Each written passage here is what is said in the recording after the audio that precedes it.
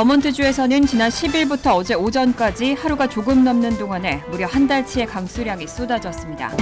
6월 소비자 물가지수 상승폭이 지난 2021년 8월 이후 가장 작은 폭을 기록했습니다. 미국 내 외국 출생 인구 비율이 15%로 사상 최고치에 육박했습니다.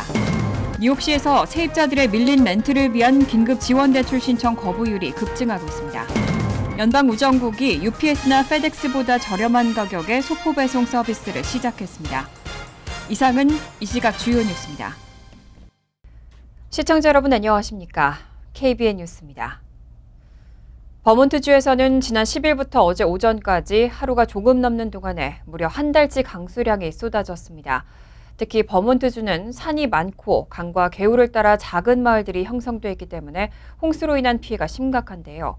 2011년 허리케인 아이린 이후 가장 큰 피해를 입은 것으로 추정되고 있습니다.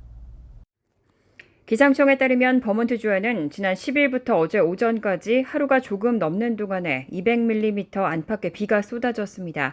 특히 버몬트주 플리머스에는 230mm가 넘는 기록적인 비가 쏟아졌는데 한 달치 강수량을 넘는 양입니다. 북대서양 조약기구 정상회의를 위해 리투아니아를 방문 중인 바이든 대통령은 이 지역에 비상사태를 선포했습니다. 필 스캇 버몬트 주지사는 어제 브리핑에서 버몬트 전역에서 겪고 있는 파괴와 홍수는 역사적이고 재앙적이라고 밝혔습니다. 주 전역에서 수색팀이 보트를 이용해 고립된 집과 차에서 117명을 구조했지만 더 많은 사람들이 고립된 상태로 전해졌습니다. 버몬트를 흐르는 위누스키 강은 역대 두 번째로 높은 수위를 기록할 것으로 예상되고 있어 인근 주민들이 대피하기도 했습니다. 민간 기상예보업체 아큐웨더는 이번 홍수로 인한 버몬트의 피해와 경제적 손실을 30억에서 50억 달러로 추정하고 있습니다. 이 외에도 뉴욕과 뉴저지, 커네티컷, 펜실베니아, 매사추세츠 등 북동부 전체 일부 지역에 물폭탄이 떨어졌습니다. 폭우는 지난 10일 밤 뉴욕주를 강타해 허드슨밸리에 200mm의 비를 뿌렸습니다. 이로 인해 집 밖으로 대피 중이던 한 여성이 사망했고 북동부 일부 지역에서는 도로와 철도가 침수돼 교통이 마비되기도 했습니다. 미국의 인플레이션은 예상보다 큰 폭으로 둔화됐습니다. 6월 소비자 물가지수 상승폭은 지난 2021년 8월 이후 가장 작은 폭을 기록했습니다. 오늘 노동부는 6월 소비자 물가지수가 전년 동월보다 3%, 전월보다 0.2% 각각 올랐다고 밝혔습니다.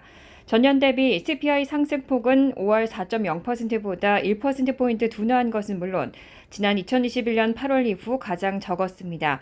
월스트리트저널이 집계한 전문가 전망치 3.1%도 살짝 하회한 결과입니다. 에너지 물가지수가 1년 전보다 16.7% 하락한 것이 전체 물가지수의 오름폭을 제한한 것으로 분석됩니다. 같은 기간 휘발유는 26.5%, 천연가스는 18.6%, 연료유는 36.6% 각각 급락했습니다. 다만 전월 대비로는 에너지 물가가 다시 재상승한 것으로 나타났습니다. 지난 5월 3.6% 하락한 에너지 물가지수는 6월에 0.6% 반등했습니다. 식료품 물가지수는 전년 동월보다 5.7%, 전월보다 0.6% 각각 올랐습니다. 둔화 추세 속에서도 오름세를 이어간 겁니다. 변동성이 큰 에너지 식품을 제외한 근원 CPI는 전년 동월보다 4.8% 상승해 5월 5.3%보다 뚜렷한 둔화를 보였습니다. 전월보다는 0.2% 올라 2021년 8월 이후 최소폭 상승을 기록했습니다. 주택 임대를 비롯한 주거 비용이 근원 CPI 상승분의 3분의 2 이상을 차지했다고 노동부는 전했습니다. 주거 비용은 전월보다 0.4%, 전년 동월보다 7.8% 오른 것으로 집계됐습니다. 주거비 외에 자동차 보험 16.9%, 레크레이션 4.3%, 신차 4.1%도 1년 전보다 여전히 큰 폭의 오름세를 유지했습니다. 이런 소비자 물가지수 상승률의 진정 속에 주요 통화 대비 달러 가치는 최근 2개월 새 최저로 떨어졌습니다. 달러 가치 하락세에 엔과 파운드 강세가 두드러졌습니다. 유로화, 엔화 등 6개 통화 대비 달러와 가치를 측정하는 달러 인덱스는 오늘 한때 100.293을 기록하면서 지난 5월 11일 이후 가장 낮았습니다. 최근 일주일만 놓고 봐도 달러 인덱스는 6일 고점이었던 103.572와 비교해 크게 하락한 상태입니다. 이뿐만 아니라 블룸버그가 10개 주요 통화 대비 달러와 가치를 측정하는 블룸버그 달러 현물 인덱스는 어제 4월 14일 이후 약 3개월 만에 최저치를 찍었습니다. 이 지수는 지난해 9월 고점 대비로는 10% 넘게 빠졌습니다. 이런 최근의 달러 가치 하락 배경에는 미국의 6월 CPI 상승률 둔화에 대한 기대가 있습니다.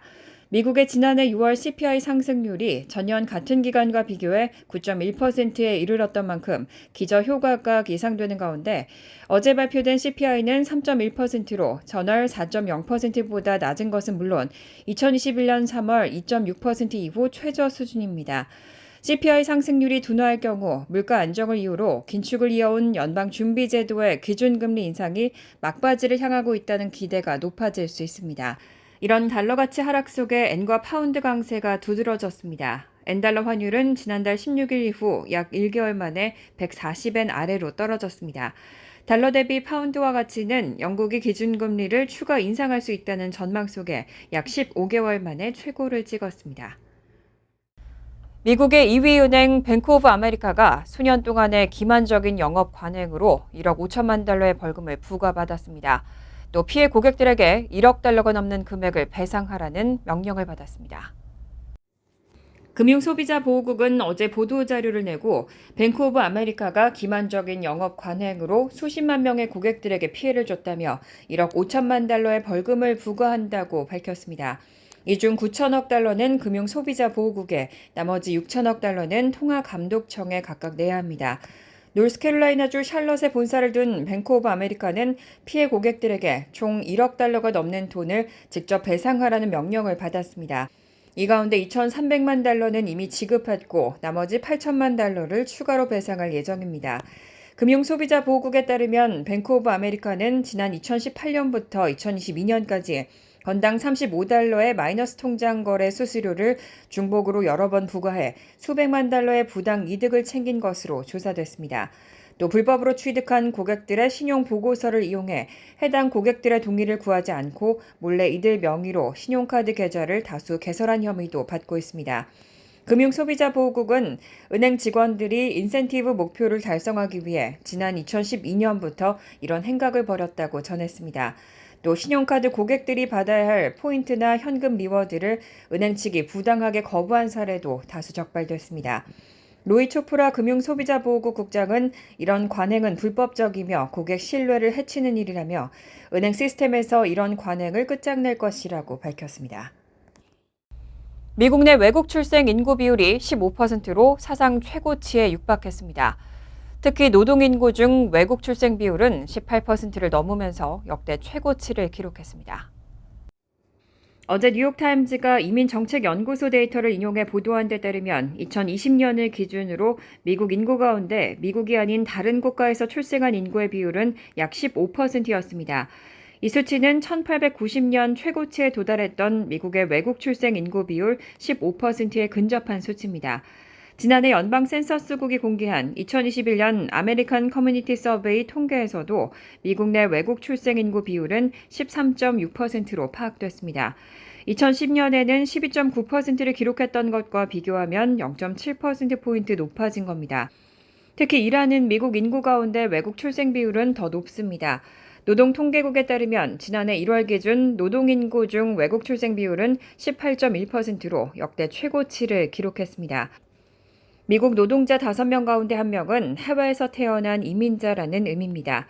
이외에도 호주의 경우는 전체 인구의 30%가 해외에서 태어난 인구였고 스페인은 15%, 영국 14%, 네덜란드 14%, 프랑스 13% 등으로 외국 출생 인구 비율이 10% 중반대를 기록했습니다.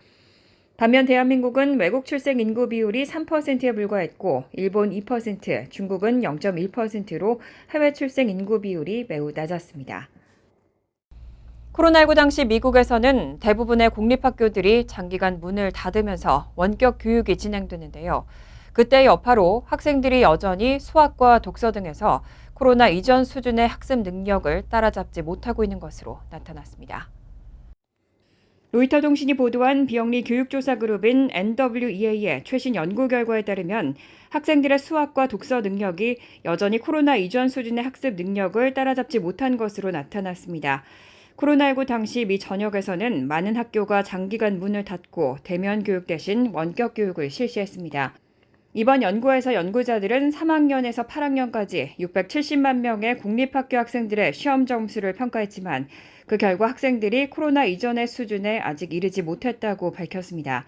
다만 3학년 학생들은 예외적으로 수학과 영어 모두에서 평균 이상의 성적을 보였지만 그 이유는 분명하지 않았습니다. 한편 특히 빈곤 지역의 학생, 흑인과 히스패닉 아이들과 같은 전통적으로 소외된 그룹의 학생들이 학업적으로 가장 큰 피해를 입은 것으로 나타났습니다. 그동안 정부는 코로나19 관련 학습 손실을 해결하기 위해 약 2천억 달러의 연방자금을 할당하고 그간 과외 프로그램과 여름학교 선택에 지원하며 학습 능력 강화에 힘써왔습니다. 연구자들은 미국 전역의 학생들이 평균적으로 코비드 이전의 수준을 따라잡기 위해서는 수학과 독서에만 4개월 이상의 추가 교육이 필요하고 전반적인 교육 향상을 위해서는 몇 년에 걸친 지속적인 노력이 필요하다고 강조했습니다. 뉴욕시에서 세입자들의 밀린 렌트를 위한 긴급 지원 대출 신청의 거부율이 급증하고 있습니다. 거부율이 무려 3분의 2에 달하는 것으로 조사됐습니다. 뉴욕시 데이터에 따르면 뉴욕시 사회서비스기관은 밀린 렌트를 충당하기 위한 세입자 수만 명의 긴급 지원 대출 신청을 거부하고 있는 것으로 전해졌습니다. 뉴욕 시민은 밀린 렌트나 유틸리티 요금 등 다양한 비용을 충당하기 위해 긴급 보조금인 원샷 딜을 신청할 수 있는데 대부분의 원샷 딜 수혜자는 분할 상환을 통해 일부 금액을 상환할 수 있다는 능력을 증명해야 합니다. 그런데 고다미스의 보도에 따르면 2022년 1월부터 9월까지 뉴욕시 사회서비스국은 렌트 체납 관련 원샷 딜 지급 신청 5만 585건 가운데 약 3분의 2를 거부했습니다. 5년 전 복지국 신청서 거부 비율의 약 2배에 달하는 수치입니다. 다만 렌트 관련 신청은 상당수 거절됐고 물품 보관료 등 기타 비용 충당을 위한 대출 신청은 10건 중 9건 가까이가 승인된 것으로 확인됐습니다. 이와 관련해 네아 샤르마 뉴욕시 사회서비스국 대변인은 퇴거 명령에 직면한 가구에 지원금을 지급하기 위해 최선을 다하고 있다며 신청자의 향후 렌트 지급 능력을 증명하도록 하는 규정이 높은 거부율에 기여한다고 설명했습니다. 즉 실직한 뉴욕 시민들은 대출 신청을 거절당할 확률이 높다는 의미입니다. 이런 가운데 어제 에릭 애담스 뉴욕시장은 주택바우처 수령 자격에서 보소 90일 체류 요건을 제거한 지 2주 만에 500가구 이상의 주택바우처를 승인했다고 발표했습니다. 앞서 지난달 16일 아담스 시장은 주택바우처 수령 자격에서 보소 90일 체류 요건을 제거하는 긴급 명령에 서명했습니다. 뉴저지주가 주택과 상용 건물의 가스 냉난방 시스템을 모두 전기로 대체하는 프로젝트를 추진하고 있습니다. 대기 오염을 막기 위해서 탄소 배출량을 제로로 만들겠다는 목표인데 실현하기 위해서는 막대한 자금은 물론 적지 않은 시간이 소요될 것으로 보입니다. 필 머피 주지사는 지난 2월 주지사 행정명령으로 대기오염을 막기 위해 탄소 배출량 0 달성을 목표로 2030년까지 뉴저지주 전역에 있는 주택 40만 가구와 상용 건물 2만 동의 냉난방 시설을 현재 가스에서 전기 시스템으로 교체하는 시범 사업을 추진하겠다고 발표한 바 있습니다. 머피 주지사는 가스 대신 전기 에너지를 사용하면 대기의 질을 확실하게 개선할 수 있을 것이라고 밝혔습니다. 주정부는 이런 머피 주지사의 행정명령을 지원하기 위해 오늘 유틸리티 보드 이사회를 열고 냉난방 시설 전기 에너지 대체 사업의 세부적인 내용을 확정해 발표했습니다. 하지만 한편에서는 이런 의욕적인 추진에도 불구하고 주택과 상용 건물의 냉난방 시스템을 가스 대신 전기로 바꾸기 위해서는 막대한 시설 개조 자금이 들어가는 데다 주 전체의 에너지 시스템을 획기적으로 바꾸는 계획이기 때문에 반드시 주의회 심의와 표결을 거쳐야 한다고 비난하고 있습니다. 주택은 평균 10만 달러, 주택과 상용 건물 교체에는 총 1조 4천억 달러가 필요한 만큼 재원 마련이 우선이라는 입장입니다. 특히 일반 주택은 내부 구조의 상당 부분을 개조해야 하기 때문에 주택 소유주로서 쉽지 않은 선택이 될 것으로 예상되는 만큼 냉난방 에너지를 전기로 교체하는 사업에는 상당한 기간이 걸릴 것으로 전망됩니다. 연방우정국이 UPS나 FedEx보다 저렴한 가격에 소포 배송 서비스를 시작했습니다. 지난 10일 우정국은 인플레이션으로 비용에 민감한 고객층을 확보하기 위해 최대 70파운드까지 작은 소포 배송 서비스인 그라운드 어드밴티지를 론칭했다고 밝혔습니다. 우정국 CEO 루이스 드로이는 이 새로운 서비스는 고객과 업계를 위한 게임 체인저가 될 것이라며 배송 서비스 시장에서 점유율을 높일 것으로 기대한다고 밝혔습니다. 그라운드 어드밴티지의 주요 서비스는 무게 및 구역을 기준으로 최저가를 제공하고 유류 할증료 없이 최대 70파운드까지 소포를 배송하며 기본 요금 $4.75부터 시작합니다. 또 영업일 기준 2일에서 5일 이내 배송되고 집 또는 사무실에서 무료 픽업 서비스를 제공하고 $100 보험을 포함합니다. 상품 분실 또는 손상에 대해서는 최대 $5,000의 추가 보상을 구입할 수 있습니다. 우정국은 최근 몇 개월 동안 소포 배달량이 감소하면서 새로운 서비스를 출시했습니다. 최근 배송 비용이 급격히 오르면서 소매업체들이 배송 서비스 절감 방법을 찾고 있는 점도 우정국이 이번 새로운 서비스를 시작한 이유로 꼽힙니다. 간추린 소식입니다. 일리노이 남서부 고속도로 나들목에서 대륙 횡단 고속버스 그레이하운드가 트랙터 트레일러 3대를 들이받아 최소 3명이 숨지고 14명이 중경상을 입었습니다. 지역 매체 등에 따르면 사고는 오늘 오전 1시 55분께 일리노이주와 미주리주 경계에 있는 메디슨 카운티의 70번 주간 고속도로에서 발생했습니다. 주 경찰은 그레이하운드 버스가 휴게소에 들르기 위해 나들목을 빠져나가다가 갓길에 세워져 있던 트럭들을 잇따라 들이받았다고 전했습니다. 경찰은 사망자와 부상자는 모두 고속버스 탑승객이라며 헬기와 앰뷸런스를 이용해 이들을 병원으로 이송했다고 밝혔습니다. 에릭 애담스 뉴욕시장은 10일 불법 가양 전자담배를 유통하고 있는 주내 4개 업체에 대해 소송을 제기했다고 밝혔습니다. 뉴욕시가 연방법원에 소장을 제출한 업체들은 퀸즈에 본사를 둔 마한트 크루파 56, 브루클린에 본사를 둔 스타베이프, 업스테이트 버팔로에 본사를 둔 마겔란 테크놀로지, 디맨드 베이프 등으로 주로 청소년들을 타깃으로 운영해온 것으로 전해졌습니다. 애담스 시장은 청소년들을 타깃으로 한 악덕 불법 가양 전자담배 유통업체를 뿌리 뽑을 것이라고 강조했습니다. 지난 10일 뉴욕시경은 지난 5월 맨하탄 32가 한인타운에서 한인 커플에게 인종혐오 발언과 함께 폭행을 가하고 도주한 30대 남성 용의자를 체포했다고 밝혔습니다. 주소지가 보스턴인 용의자는 증오범죄 폭행과 가중 괴롭힘 혐의로 기소됐습니다. NYPD에 따르면 이번 사건은 지난 5월 23일 새벽 1시 30분께 맨하탄 한인타운 32가 선상에 위치한 한식당 원조식당 앞에서 발생했고 당시 피해자인 39세 한인 남성과 39세 한인 여성은 호출한 우버 택시에 탑승하기 전 용의자로부터 아시안 비하 발언을 듣고 폭행을 당했습니다.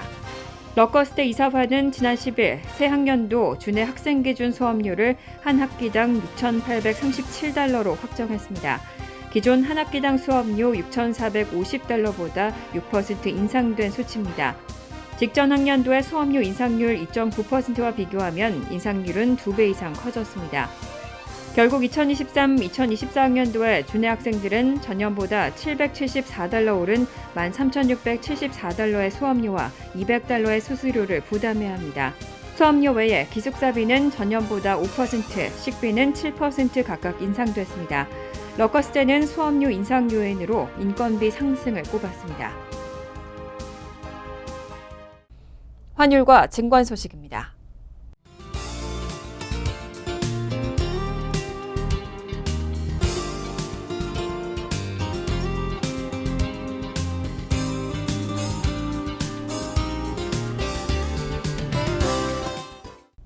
이어서 날씨입니다.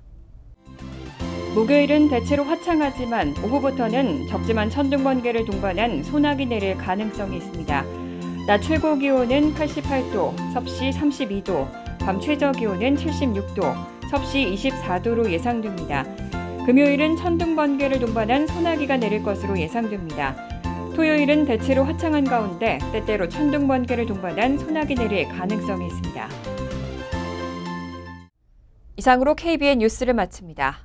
KBN과 함께 즐거운 저녁 되시기 바랍니다.